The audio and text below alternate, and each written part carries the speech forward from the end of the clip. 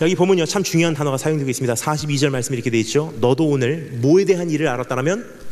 평화에 대한 일을 알았더라면. 너도 오늘 평화에 대한 것을 나하고 공유할 수 있으면 얼마나 좋았을까. 여러분, 이 평화라는 것은 성경에서 보면요, 우리가 생각하는 휴전 상태를 뜻하는 것이 아니에요. 평화스러운 어떠한 사회의 상태를 뜻하는 것이 평화란 단어가 아닙니다. 성경에서 말하는 평화라는 것을 히브리어로 뭐라 그러죠? 여러분 다 잘 아시는 단어입니다. 뭐죠? 샬롬. 샬롬이라는 단어를요, 우리말에서 번역을 하면요, 번역을 할 만한 알맞는 단어가 없습니다. 하지만 분명한 것은 적어도 평화라는 단어는 아니에요. 샬롬이라는 단어를 그래도 그나마 가장 정확한 단어로 우리말로 번역을 하자면요, 가장 정확한 표현은요, 따라서 감사하겠습니다. 공의란 뜻이에요.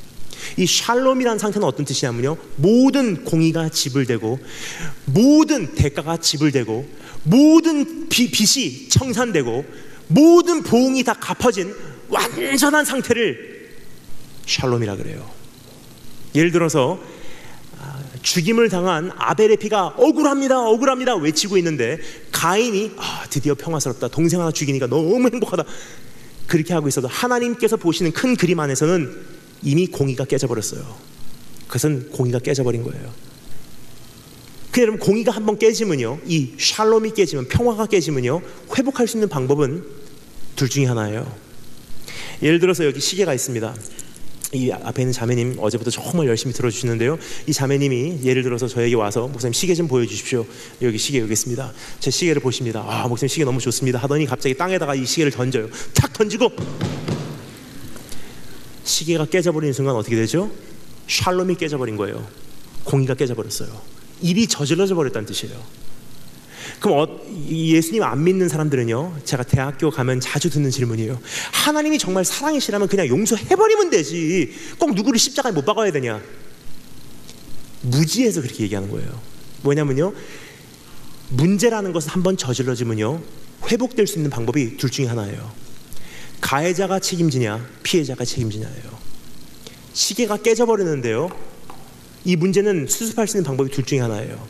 가해자가 책임지는 방법, 목사님 죄송합니다, 내가 정신이 나갔다가 들어왔어요, 죄송합니다, 정말 죄송합니다, 제가 돈 드릴게요, 새로운 시계를 사시지요 하고 가해자가 희생을 치름으로 깨진 공의가 회복되든지, 피해자가 책임진다는 건 무슨 뜻입니까? 용서할게요 무슨 뜻입니까? 시계가 없이 사는 불편한 삶으로 내가 희생을 치름으로 깨진 공의를 감수하든지, 아니면 내가 내 돈 내고서 새로운 시계를 구입함으로 내가 희생을 치름으로 깨진 공의가 회복되는 거예요.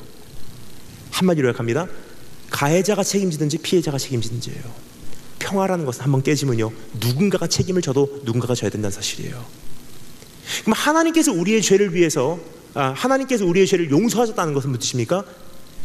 피해자가 책임졌다는 뜻이에요. 그러면요, 주님께서 그것을 위한 하나의 통로로 이 땅에 오셨어요. 유일한 통로로.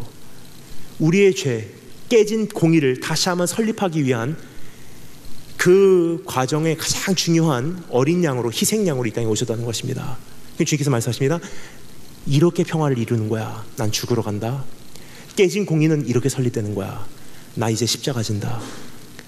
하나님 앞에서 깨진 이 문제, 저질러진 문제는 이렇게 회복되는 거야. 나 이제 너를 위해서 질고를 당하러 간다.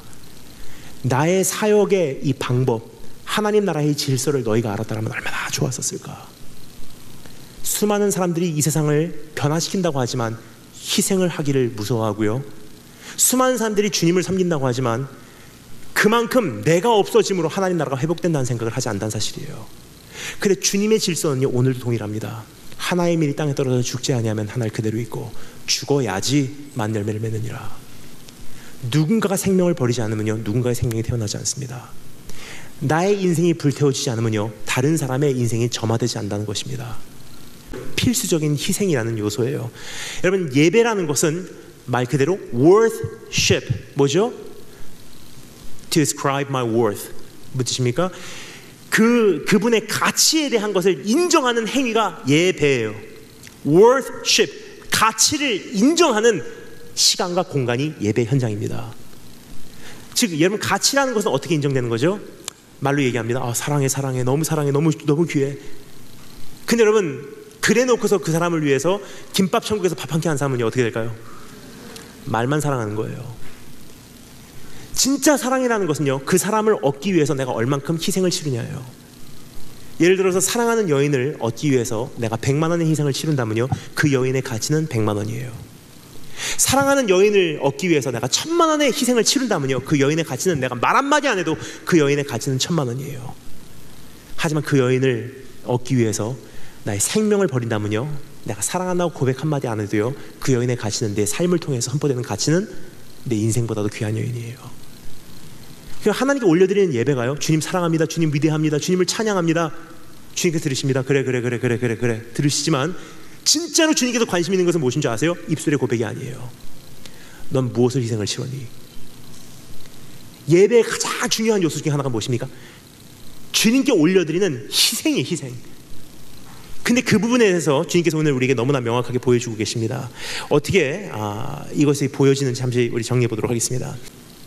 주님께서는 그 성전으로 들어가셔서 그 집에 사고팔고 하는 상인들을 내쫓으시며 이렇게 선포하시죠. 우리가 너무나 잘 아는 말씀이죠.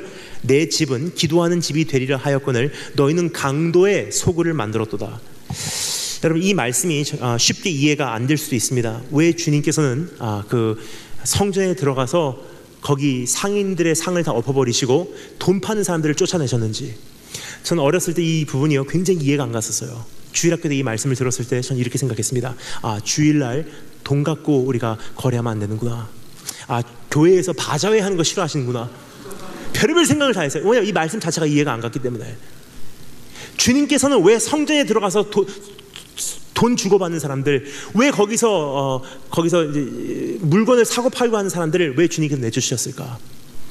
이 사건은 사복음서 중 마태복음과 마가복음에서 기록되어 있는 내용입니다. 특히 마태복음 21장 12절에서는요, 그들이 사고 팔고 했었던 그 내용물에 대해서 이렇게 기록하고 있다는 것입니다. 예수께서 성전에 들어가서 성전 안에서 매매하는 모든 사람들을 내쫓으시며 돈 바꾸는 사람들의 상과 비둘기 파는 사람들의 의자를 둘러 엎으시고라고 되어 있어요. 근데 말이 비둘기죠. 비둘기라는 것은 하나의 예일 뿐입니다. 비둘기뿐만이 아니라 그 안에 뭐가 있었냐면요, 비둘기도 있다는 것은요, 양도 있었고 염소도 있었고 소도 있었다는 뜻이에요. 성전 바로 앞에서 양, 염소, 비둘기, 소 왜 팔까요? 성전 안에 들어가서 드려지는 제사를 위한 용도였습니다. 거기서 돈을 주고 사고 팔고 했었던 것 뿐만 아니라 돈을 바꿔 썼던 것은요, 환전했었던 것은 성전에 들어가서 제사를 드리기 위한 그 희생, 제물을 위한 장사였다는 것입니다. 주님께서는 그것을 엎어버린 것입니다. 그렇다면 주님께서 이 사건을 통해 우리에게 말씀하시고 계신 메시지는 무엇인가? 복음서를 다 보잖아요. 주님께서 거의 매일과 같이 성전에서 가르치셨어요. 예루살렘에 계실 때는. 그럼 성전에 들어가실 때 거기서 사고 팔고 했었던 장사꾼들이 있었을까요, 없었을까요? 있었어요. 하루아침에 주님께서 마지막 십자가 여정을 시작하시기 전에 등장한 장사꾼들이 아니에요.